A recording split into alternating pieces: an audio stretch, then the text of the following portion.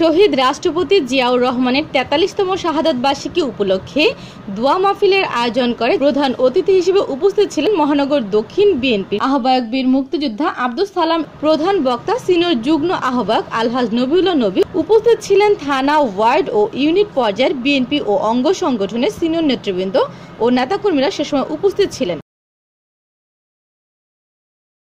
ক্ষমতায় ছিল, আপনারা যারা বয়স্ক আছেন তারা জানবেন যে সেই সময় মানুষ না খেয়ে মারা গিয়েছিল, বাংলাদেশে দুর্ভিক্ষ হয়েছিল। আমাদের এখানে বিভিন্ন বিদেশ থেকে যে সমস্ত রিলিফ পাঠানো হতো, সেই রিলিফ সামগ্রী দেখা গেছে আমাদের লোকজন না পেয়ে সেই রিলিফ সীমান্তের উপরে যায় বিক্রি হতো। সেই সময় আপনারা দেখেছেন, বর্তমানেও মাঝে মাঝে রেকর্ড বাজার আওয়ামী লীগ, যে তাদের নেতা সেই সময় বলেছেন যে গাজী গোলাম মোস্তফা ছিল আওয়ামী লীগের মহানগরের সভাপতি ও রেড ক্রিসেন্টের চেয়ারম্যান।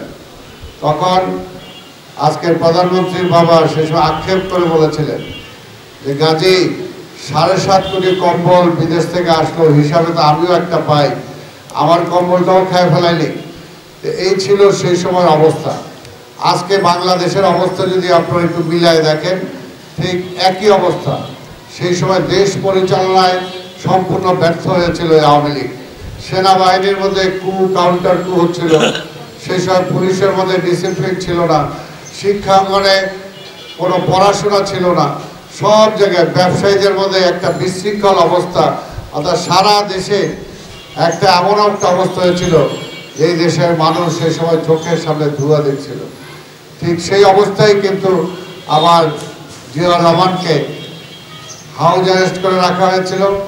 পরবর্তী পর্যায়ে এই দেশের সেবাই জনতা ঐক্যবদ্ধভাবে জিয়াউর রহমানকে মুক্ত করে এই দেশের ক্ষমতায় বসান। শহীদ জিয়াউর রহমান এদেশের মানুষের বহুদলীয় গণতন্ত্র ফিরে দিয়েছিলেন, এদেশের মানুষের মৌলিক অধিকারকে ফিরে দিয়েছিলেন, এদেশের মানুষের ভোটার অধিকার ফিরে দিয়েছিলেন।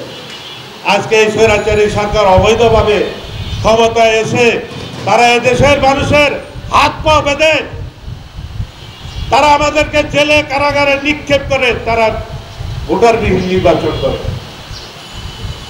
আজকে তারা বলে থাকে তারা এই উন্নয়ন করেছে, সেই উন্নয়ন করেছে, সেই ব্রিজ করেছে, সেই মেগা প্রজেক্ট করেছে। তাহলে তো দেশের জনগণ তাদের পক্ষে থাকার কথা, তাহলে সুষ্ঠু নির্বাচন দিতে এত ভয় কিসের? তারা জানে এদেশের জনগণ তাদের কাছ থেকে মুখ ফিরে নিয়েছে। তারা যদি সুষ্ঠু ভোট হয়, তারা সারা বাংলাদেশ আমার মনে হয় 20টা সিট বেশি পাবে না।